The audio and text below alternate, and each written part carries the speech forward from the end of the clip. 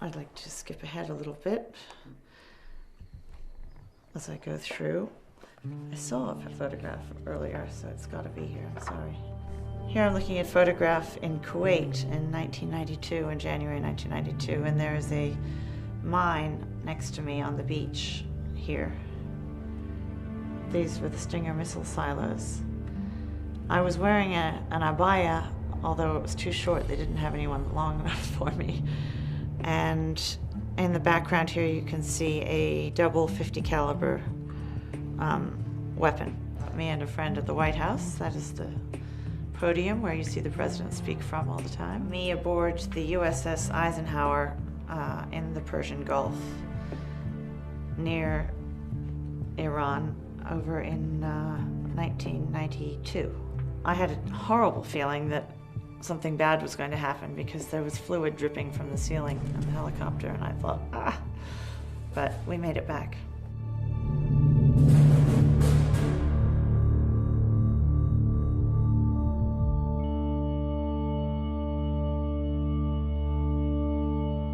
My name is Gwyneth Todd. I am American.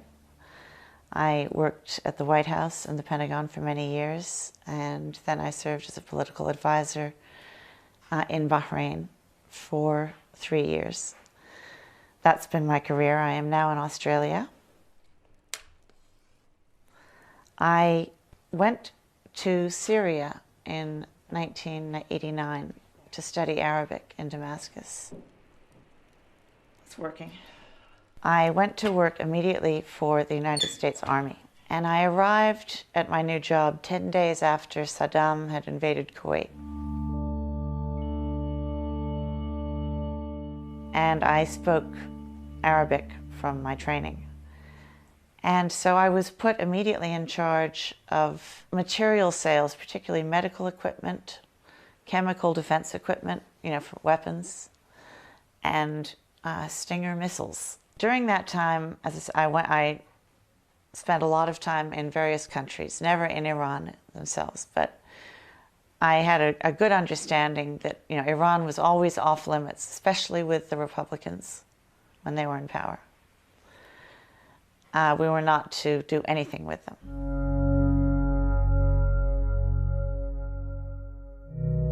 In 1998, I think it was, President Khatami gave an interview to Christiane Amanpour, and in it he said that he was open to discussing things in a respectful way with the United States. Immediately, President Clinton sent a note down to my office, my desk, and said, find ways to improve relations. I want to be able to talk to Iran. Only dialogue and discussion can work this out. Our problem was, in America, we have a very strong Israeli lobby, AIPAC. Basically has the power, or they have bragged in the past, to stop any initiative by anyone that they don't like. It's in our national interest to prevent Iran from getting a nuclear weapon. Do not let anyone tell you that a nuclear-armed Iran is just Israel's problem. It is not. Israel must always have the ability to defend itself by itself against any threat. No president and no congressman and no senator can act against AIPAC and hope to be reelected. So President Clinton, he was in his second term, so he had nothing to lose anyway, said, make sure you know what AIPAC, the Israeli lobby, is doing, because they're going to try to stop this effort. I would go out almost every week for lunch with the political and policy director for AIPAC.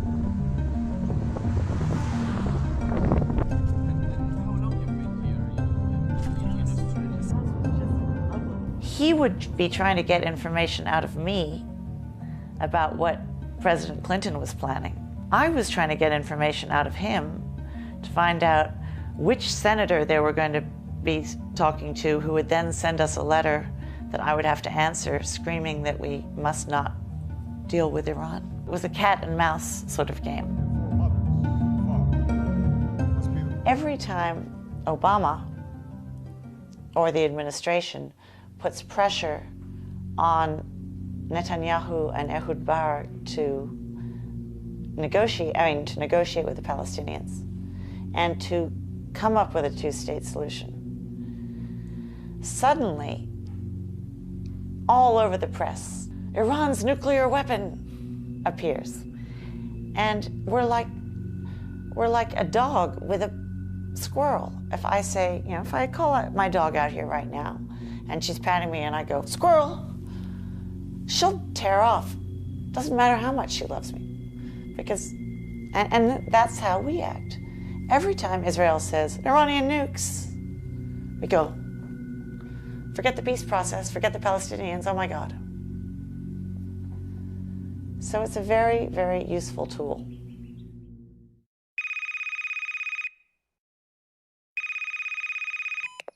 I got a call from a woman, and she said, can you meet me at this restaurant? And I said, sure. And I went to the restaurant, and there she was with another woman. And they pulled out their badges, and they said, we're with the FBI. And I said, okay. And they said, look, we have finally been given approval to go ahead and find out who is spreading intelligence, leaking intelligence to Israel, to try to start a war with Iran. And you know the person very well who we really think is doing this.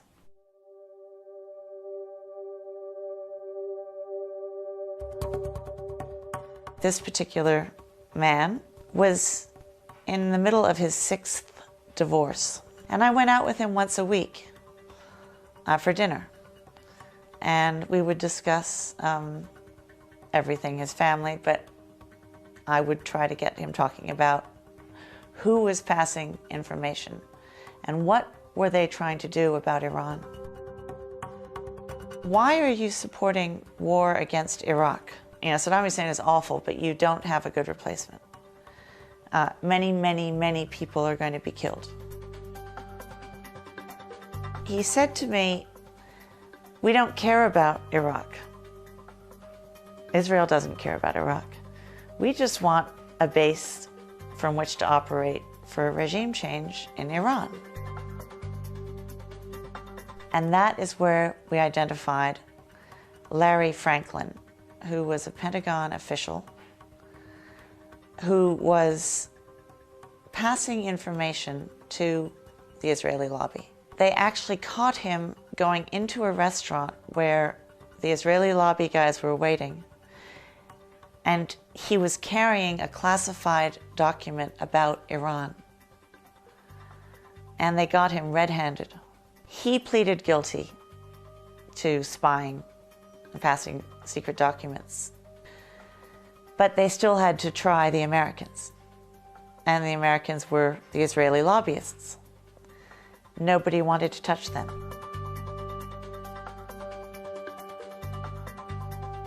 So in 2004, I was called by the FBI again. We know these people are spying.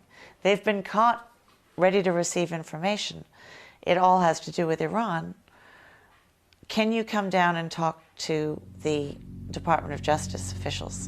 And I said, yes. I was confronted by a bunch of men who were actually quite hostile. They were being quite nasty, and I turned around and I said, I don't think you understand what is at stake here. I said, Iraq is in terrible turmoil. People are being killed everywhere.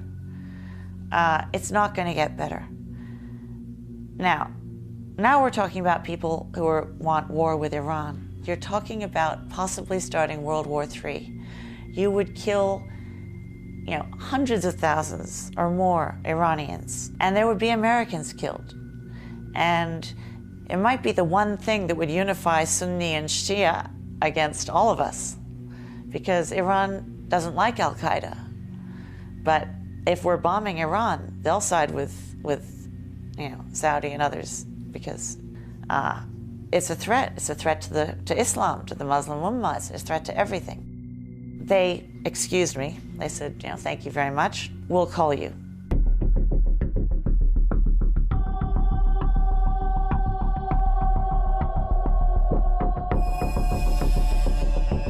Iraq was going to be the stepping stone for regime change in Iran.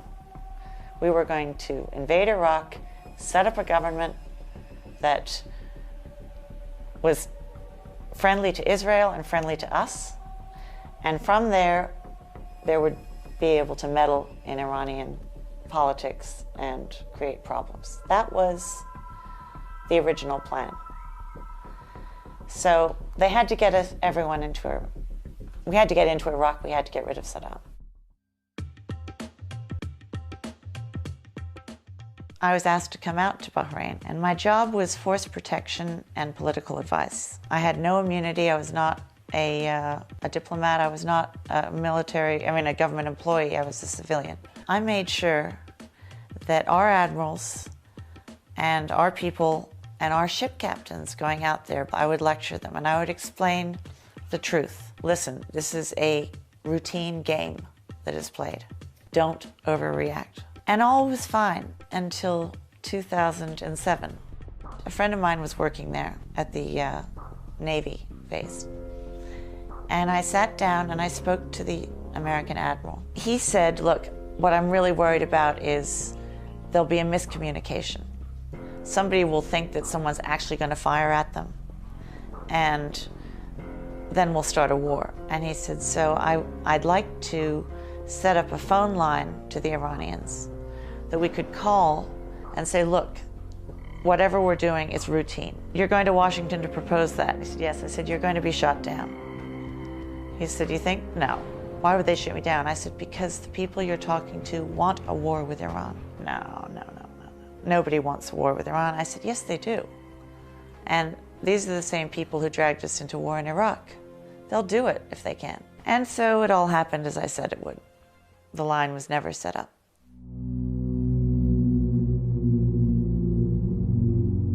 In 2007, George Bush saw that as his last chance to start a war with Iran and to enact regime change. He therefore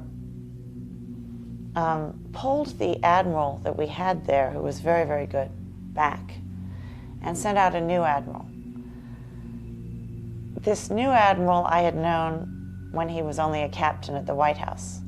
He had one day accidentally mistaken me for an intern and asked me to take out the garbage. And I had looked at him and I said, do I look like a garbage man to you? Well, I didn't see him again until I was in Bahrain, and suddenly there he was, but now he had 3 stars on his shoulder, and it was a vice admiral and my new boss. So maybe I should have taken out the garbage. He said immediately when he came that his agenda was to make sure that Iran was pushed back into a box. In May of 2007, there were the first talks scheduled with Iran and Iraq in Baghdad. And those talks were meant to try to, stop the violence in Iraq. And they were very, very important because things were very bad in Iraq, and we'd caused it. What the admiral did was he decided that he would pick that very week to move aircraft carriers around into the Persian Gulf. Nobody has time to look at ship movements all day long. It's left to the military commanders because it's just, nobody has time. Nobody would notice this. The State Department wouldn't notice this unless somebody told them. I want to make sure that nobody in Washington finds out that we're doing this. We're just going to go through there and see what the reaction is from Iran. It wasn't a buildup for war, but it would look like it, and it might make somebody panic, and shoot. And all we need is one shot, and then we can just, open fire, self-defense. Even the Department of Defense didn't know. And they came down and they told the Admiral, you can do this, but you will tell our Persian Gulf allies exactly that this is peaceful. And as I understand it, we even went so far as to send a message to Iran saying, don't worry about this deployment, it's peaceful. The Admiral called me down into his office, and he made me sit there while he called the Saudis. Of course, the Saudis already knew by then, as did the Iranians. The whole plan had been foiled.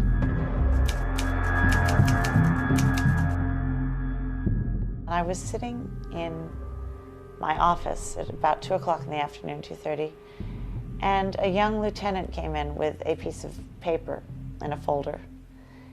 And it basically said that there was a threat sponsored by Iran against American military personnel. Now, this made no sense to me. They wouldn't be taking orders from Iran if Iran were giving them. The Admiral called me down to his office. We discussed it. I said, it doesn't make sense. But if it's true, people could die. Can you help us? You're the only person who knows enough people on this island to find out the truth. You'd have no cover or anything, but you might save lives. And I thought, okay, if it saves lives, yes. I'm an idiot. I mean, he fooled me completely, but he knew how I am, and I did it. I didn't meet with the supposed bombers. I met with a man who was a very honorable human rights activist. I said, look, is there a plot? And he said, no, absolutely not. And he said, and if someone even says there's a plot, they're trying to start a fight. Something's wrong here. I said, okay, I'll go back and report that. While we were sitting there, 2 plainclothes policemen came up to us, and they shook his hand and mine, and he went white. And they made a joke about how he'd gained weight and he needed to be able to outrun him. When they left, he explained to me that those were men who had tortured him when he'd been in prison in Bahrain. So he said, something's going on here that's very bad. Now, I said, let's all go my way, you go yours. So I came back to the base that night at 10:30 at night, and I used my badges and they didn't work. I thought, oh God, it's not working, the machine. So I called the duty officer, and he knew me, and he said, come on. So I went in, I typed up the whole report, everything saying, Iran is not planning this. There is nothing going on like this. In fact, whoever reported this is probably up to no good. You need to find out. And I put it on the desk of the head of intelligence, and I went home. He came in after midnight. He typed it up and he filed it and he sent it back to Washington without asking the Admiral, because the Admiral was unavailable. The next morning at 7 o'clock, I came into the office. It was a Friday, so it wasn't a work day, but I was greeted at the door by the head of intelligence. He said, get off the base. Something's wrong. He said, I filed your report. It was one of the best reports I've seen. It's gone back to Washington, but the Admiral is furious, and so is his security officer. And I called Commander Chow.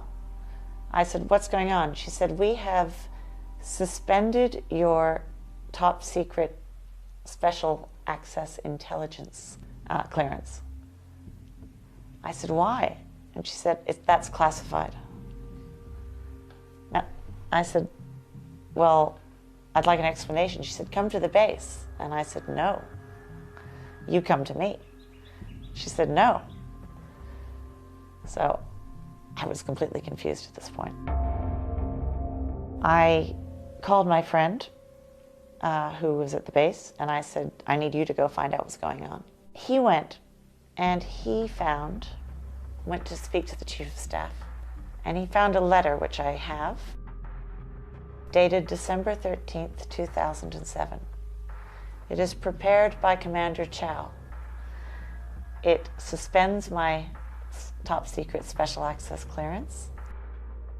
It tells me my badges have been deactivated.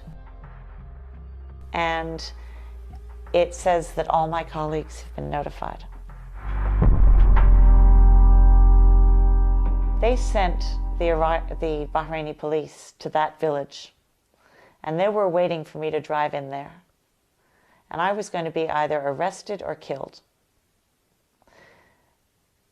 If I were arrested, they would pull out this letter and they would say she was actually a spy for Iran. We had just informed her that we were suspending her clearance, and she was going out to plan a terrorist attack with Iranian-backed people. That would justify a war.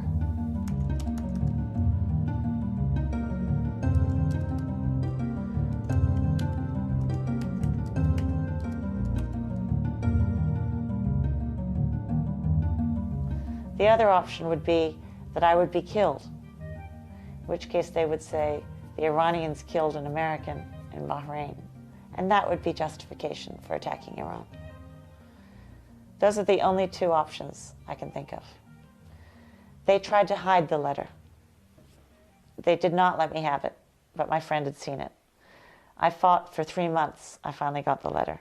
By that time, I was in Australia.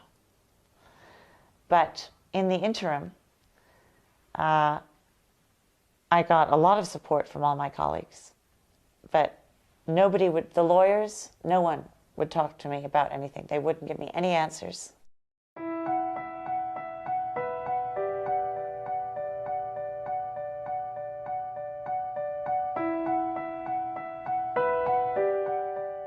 I came to Australia just to try to figure out what had happened for a short visit.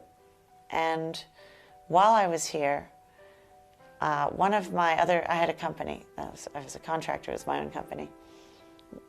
My other client was a Turkish billionaire. And he said to me, I will pay all your bills, don't worry. So I got here in January 2008. He transferred money for me to pay my lawyers, which was a lot of money. And he was found shot dead on the sidewalk in Istanbul 2 days later. And they ruled it a suicide. But there was no note. It was a Saturday afternoon on a sidewalk. Who kills themselves like that in a place like that? I got an email saying, sorry, he's dead.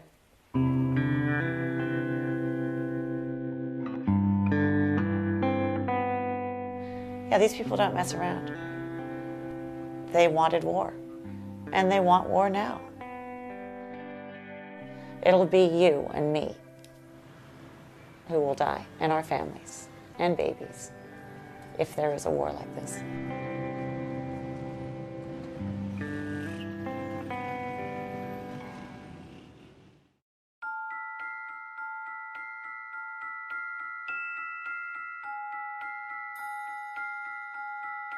Financially, they ruined me. We just bought this house. As I said, we moved in 3 weeks ago. But, you know, I know that they have gone out of their way to stop me from getting work. I know that they have called people and told them not to interview me. I have had the FBI show up on my doorstep undercover and try to lure me to the embassy. There's a very high cost, but I'm very positive about it. And I'm just one person. I can't change everything. I feel, it's almost, I find it almost too arrogant to be upset about the fact that I was unable to stop the Iraq war invasion. Because, you know, who am I to stop a war? Shouldn't be that powerful. But I knew how few people were running it, and just no one would listen. So I felt that I did have that ability, and I failed. But, you know, you win some, you lose some.